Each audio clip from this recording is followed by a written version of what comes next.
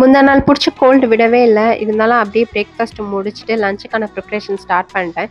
ஒரு மிக்ஸர் ஜார்ல வந்து கடுகையும், வெந்தயத்தையும் தனியா பொடி பண்ணி எடுத்துட்டு, அதுக்கப்புறம் வந்து மிளகு, ஜீரகம், அரிசி மாவு, மஞ்சள், அப்புறம் வந்து வத்தலையும் வறுத்து சேர்த்து அரைச்சு வச்சுக்கணும். அப்புறம் ஒரு சட்டியில வந்து பச்சை மிளகாவையும், வெண்டைக்காவையும் போட்டு நல்லா வதக்கிட்டு, ஊற வச்ச புளி தண்ணியில அரைச்ச பேஸ்ட்டையும் போட்டு நல்லா கரைச்சிட்டு, அதில ஊத்திட்டோம்னா, அது ஒரு கொதி வந்துரும். அது கொதி வந்ததுக்கப்புறம் ஃபர்ஸ்ட்டே திரிச்சு வச்சிருந்தோம்ல, அந்த கடுகு, வெந்தய பொடியும் போட்டுட்டு நல்லா கொதிக்க விட்டுறணும். இதுக்கு ஒரு தாளிப்புக்கு வந்து நல்லெண்ணெயில கடுகு, ஜீரகம், அதுக்கப்புறம் வந்து கருவேப்பில போட்டு நல்லா அது பொரிஞ்சதுக்கப்புறம் இந்த குழம்புல ஊத்திட்டோம்னா, இதோட தாளிப்பு வந்து முடிஞ்சிரும்.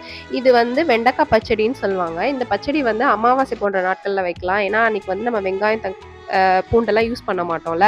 இதுக்கு வந்து பருப்பு வச்சுட்டு, அதுக்கப்புறம் வந்து நானு அவியலுக்கான ப்ரிப்பரேஷனுக்காக காயெல்லாம் வேக வச்சுட்டு, தேங்காய், ஜீரகம், பச்சை மிளகாய் போட்டு அரைச்சு அவியலையும் ரெடி பண்ணி முடிச்சுட்டு, லஞ்ச் சாப்பிட்டு முடிச்சுட்டோம்.